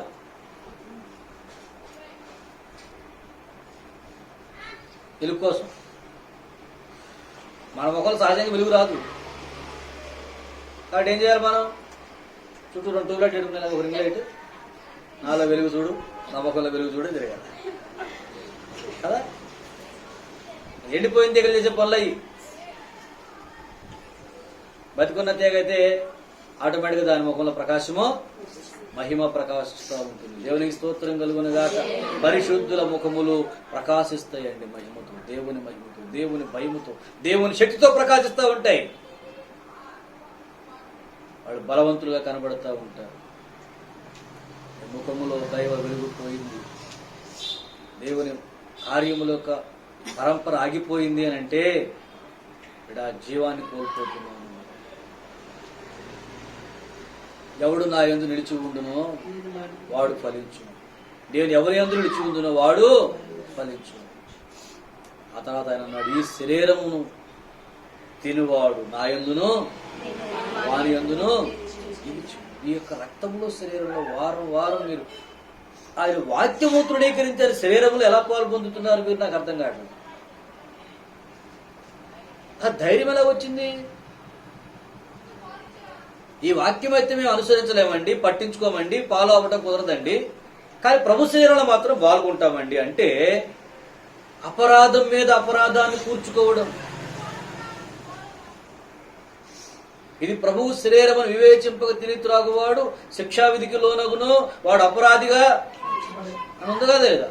అంటే ఒక పక్కన వాక్యము తృణీకరించడం ఒక పాపము, ఈ వాక్యం ఇప్పుడు నేను అనుసరించడం కుదరదని చెప్పడం మరొక పాపము. ఆ పాపం చేస్తూ సరి చేసుకోకపోగా మళ్ళీ వచ్చి ప్రభు శరీరంలో చేపెట్టడం ఇంకొక పాపము. ఎన్ని పాపాల మీద పాపాలు చేస్తూ పుణ్యం కోసం వస్తే పాపం వచ్చినట్టు నువ్వు స్వర్గం పోదామని వచ్చి నరకవాసన తయారవుతాడు స్వామి. నడపదమని వచ్చినారు నడకండి, స్వర్గానికి ఎగిరేద్దామని వచ్చి నరకానికి దిగిపోయే పరిస్థితిలో ఉన్నారేమి? ఎలా బల్లకి చేయి చాపుతారు మీరు? పక్కన వాక్యం వచ్చినది, వాక్యాన్ని పట్టించుకోలేదు, నువ్వు వాక్యాన్ని పక్కన పడేసావు, వాక్యంతో సంబంధం లేదు, మార్చుకోవడం ఇష్టం లేదు, నేర్చుకోవడం ఇష్టం లేదు, సరి చేసుకునే ఆ సంస్కారం లేదు, మళ్ళీ సంస్కరణలో చేతులు పెడతావు. నేను పేరు కొట్టుందండి సంస్కరణ, ప్రభురాత్రి సంస్కారం అంటారు. ఏం సంస్కరించబడ్డావని చేయబెట్టావు అందులో నువ్వు? మరి అంటే నేనేం సంస్కరించబడక్కర్లేదు సార్, నాకు తెలుసు నేను తినాను. అప్పుడు అది నీకు ప్రభు శరీరం అవ్వదు, రొట్టె ముక్క. అంతేకాదు, దాని వలన శాపము వస్తుంది. శాపం వస్తుంది. ఇది భయంకరమైన మాట. జాగ్రత్త బిడ్డలారా, మీరు శాపం మీద శాపమును సమకూర్చుకోవడం మానేసి ఈ బల దగ్గరకు వచ్చినప్పుడైనా సరే మీ పాపములు మీ శాపములు కొట్టివేయబడేలాగా పశ్చాత్తాపంతో రండి, మారు మనసు పొంది రండి, పాప క్షమాపణతో రండి, దైవ భయముతో రండి, విన్న వాక్యం విన్నట్టుగా అనుసరించే మనసుతో రండి. నువ్వు అనుసరించాలంటే పశ్చాత్తాపం అవుతుంది. నీకు పశ్చాత్తాపం లేదంటే అనుసరించే ఉద్దేశం లేదు, నీకు కొంచెం వ్యతిరేకత వచ్చింది నీ బుర్రలోకి. అంత వ్యతిరేకంతో నువ్వు ఉండి వాళ్ళు ఎలా తీసుకుంటున్నావు? యోహాను సువార్తలో ప్రభువారు ఈ శరీరమును పంచిపెడుతుంటాడు కదా, చూడండి ఒకసారి. ఎక్కడండి అది?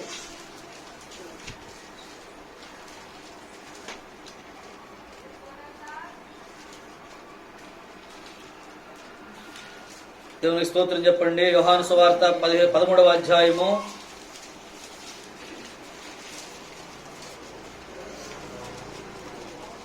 26 చదవండి. 26, 27. నేను ముక్క ముంచి ఎవరిచ్చేదనో వాడే అని చెప్పి ఒక ముక్క ముంచి సీమోను కుమారుడు ఇస్కరియోతు యోధాకి ఇచ్చాడు. వాడు ఆ ముక్క పుచ్చుకోగానే సాతాను వానిలో ప్రవేశించాడు. యేసు, నీవు చేయుచున్నది త్వరగా చేయమని వానితో చెప్పగా, చాలు చాలు, ఈ ప్రభు శరీరం అని కదా ఇచ్చాడు ఆయన. ఆ మొక్క తీసుకోగానే వాళ్ళకి ఎవరు వచ్చారంట? ఎవరు రావాలి? జీవము రావాల్సిన చోటకి ఏమొచ్చింది? ఎందుకు వచ్చింది తెలుసా అండి? వాడు యేసుతోనే ఉన్నాడు, కానీ యేసుకు విరుద్ధమైన మనసుతో ఉన్నాడు. యేసును అప్పగించే మనసుతో ఉన్నాడు. యేసుతోనే ఉన్నాడు కానీ యేసుకు సంబంధం లేని వాడిగా ఉన్నాడు. కానీ అందరితో పాటు ఆడు కూడా చెయ్యి. దేవుడిని తృణీకరిస్తూ, దేవుని వాక్యమును తృణీకరిస్తూ, దేవుని సత్యమును తృణీకరిస్తూ మళ్ళీ వచ్చి ఆయన శరీరంలో నాకు పాలుందని చెప్తున్నావంటే చీకటి రాక మరి ఏమొస్తుంది?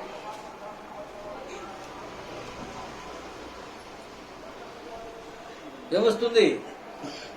నేను కూడా ఆయన శిష్యుడిని అన్నట్టుగా చేయదాపాడు అందరితో పాటు. కూడా ముక్కు నుంచి వాడికి ఇచ్చిన తర్వాత వాళ్ళు ఏమొచ్చిందండి? ఎంత ప్రమాదంలో చూసారా ఇది? ప్రభు సంస్కారంతో ఆటలాడకూడదు, దేవుని శరీరంతో ఆటలాడకూడదు. మీరు వాక్యమును తృణీకరించి, వాక్యమును పక్కన పెట్టి, ఆ వాక్య సారములోనికి పీల్చుకోకుండా అడ్డుబండలుగా నిలబడి, మీ ఆలోచనలు అడ్డుపెట్టి, మీ తలంపులు అడ్డుపెట్టి, మీ ఆలోచనలన్నిటినీ కూడా దేవునికి అనుకూలం కాకుండా వ్యతిరేకంగా మార్చివేస్తుంది. ఏమండి? ఎలాగ మరి మీరు దేవుణ్ణి కనపరచాలనుకుంటున్నారు? ప్రభు శరీరంలో ఎలా చేయబెడతాం అనుకుంటున్నారు? అసమాధానం. అసమాధానం ఎలాగా? అసమాధానం ఎలాగా? ఈ అసమాధానంతో సమాధానం పడకుండా నువ్వు ప్రభు శరీరంలో ఎలా చేయబెడతావు?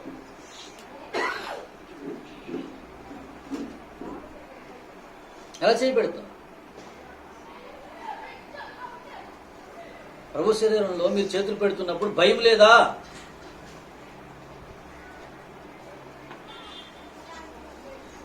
ఆయనకు విరుద్ధంగా ఆలోచిస్తూ ఆయన్ని పక్కన పెట్టి మళ్ళీ ఆయన శరీరంలో నువ్వు చేయబెడుతున్నావంటే ఆ ధైర్యం ఎలా వచ్చింది నీకు? ఇప్పుడు ఎలా వచ్చింది ఆ ధైర్యం? వాయుమండలాధిపతి వల్లనే వస్తుంది. వాక్యమంతా వ్యతిరేకించి వచ్చి ప్రభు శరీరంలో చేయబెట్టు. ప్రభువునందు నిలిచి ఉన్నట్ట, నువ్వు నిజంగా పశ్చాత్తాపడ్డట, నిజంగా మారుమనసు పొందినట్ట, నీ బ్రతుకులో నిజంగా సంస్కరణ జరిగినట్ట, సంస్కరించబడ్డాక నువ్వు అంగీకరించకుండా ప్రభు శరీరంలో చేయబెట్టావంటే శాపము సైతాన్ని మోసుకుపోతున్నావు. యేసుని మోసుకుపోవలసిన చోటు నుండి చీకటి మోసుకుపోతావా నువ్వు? వెలుగును వెళ్ళాల్సిన చోటు నుంచి చీకటి తీసుకెళ్తావు నువ్వు? జీవమును తీసుకెళ్లాల్సిన చోటు నుంచి మరణం తీసుకెళ్తావు నువ్వు? మళ్ళీ దేవుడు మాకు ఎలాగండి అలాగండి అని చెప్తావు. ఎలా వస్తుంది నీ జీవితంలో వెలుగు రమ్మంటే? నీ బ్రతుకుల మార్పుకు నువ్వు అంగీకరించుకోకుండా నీకు జీవితంలో వెలుగు ఎలా వస్తుంది? కార్యాలు ఎలా జరుగుతాయి?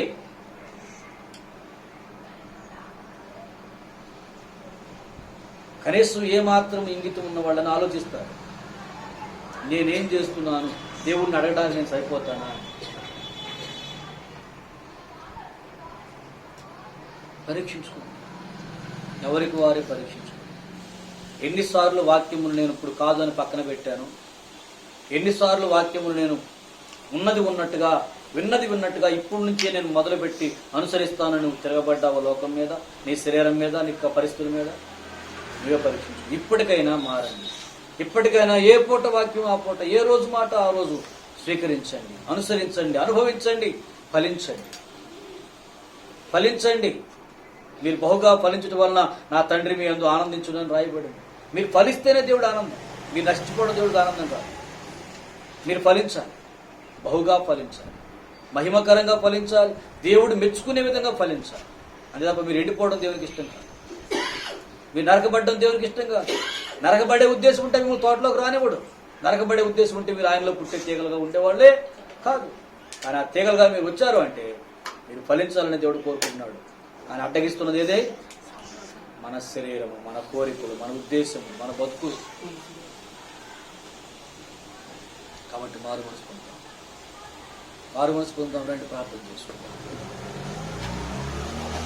మారు మనసు పొందుతాం రండి, ప్రార్థన చేసుకుంటాం. ప్రభువు ముఖ దర్శనము చేస్తూ హృదయపూర్వకముగా దేవుని చూద్దాం.